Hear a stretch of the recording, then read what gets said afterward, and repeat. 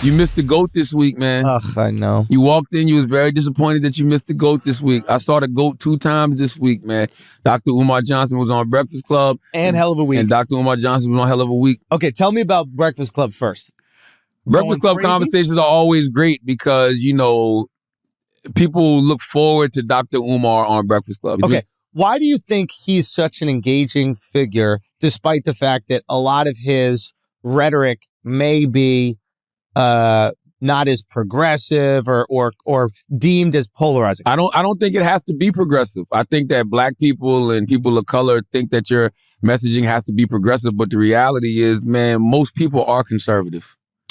I really feel that way. Speak on it. I just think most people are conservative. I think that the way we were raised, a lot of us have, you know, old school values. Now, there's things about myself that I've grown to question, especially in regards to religion, just because things don't feel right with my spirit. You know what I mean? But other than that, for the most part, most people have conservative values. It's not really that difficult to express. And I think a lot of things that he expresses are a lot of conservative values. Even his thoughts on interracial relationships. It's not weird when Asian people say that. It's not weird when Jewish people say that. It's not weird when a Latino or a Dominican says, I want my Dominican daughter to marry a Dominican man. So why is it so like, when a black man says a black man should be with a black woman? No, I've seen a lot of people say these things. First of all, I just want to make it very clear. I absolutely love Dr. Umar Johnson. I'm the biggest fucking fan. He's one of the best communicators, the most hilarious. He really is, yo. So, but I think what a lot of people do is they go, well, just because they're doing that, why can't we do that? But if you do something that we deem as wrong, it doesn't make it okay if other people do wrong things. Yes. In other words, right? Like if somebody's like, yo, they beat their wives, why can't we beat our wives? No, they shouldn't. That's right. And you should continue not. So if you fall in love with someone who is of a different religion or of a different race, God bless. God bless you. God bless. Some people don't feel that way. Dr. Umar Johnson actually had like a fire argument for it. You know me as a comic, I'm just looking for cool connections. Yeah. And his on the thing was, he says what often happens is a lot of affluent, educated black men, like the rich black men, are marrying outside their race. And he thinks that puts the black community in a tougher situation because I guess they're not making... Because women outlive men.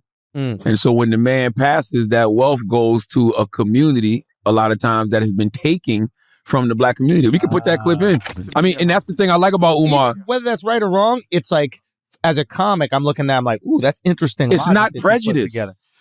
It's based on economics and business. Yeah, I understand what you're saying. I guess what I'm saying is just because things are even doesn't mean it's right. Yes. There's a lot of ways to be even that are absolutely wrong. Oh, that person commits crime, I'm going to commit crime. Yeah. No, you shouldn't.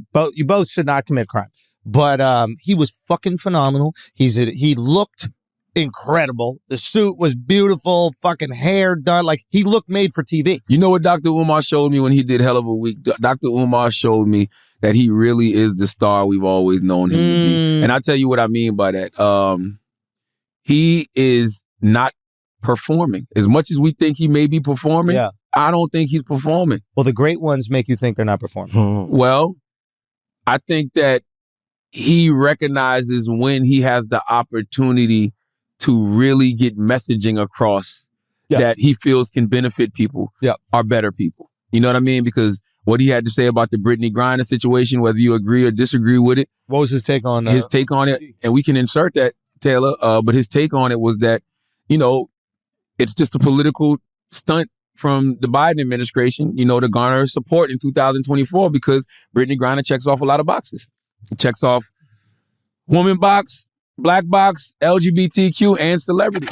You know? And I mean, I think I'm pretty sure at this point it's safe to say Brittany was a political pawn, not just even for the USA, but for Russia as well. Yeah. Russia used her to get back their merchant of death, you know? And now Biden has another thing he can put on his resume to say that he got done. And it's a cultural thing that people wanted to get done. People are going to remember that. That's one of those things that nobody's going to ever forget in regards to President Biden and the Biden administration.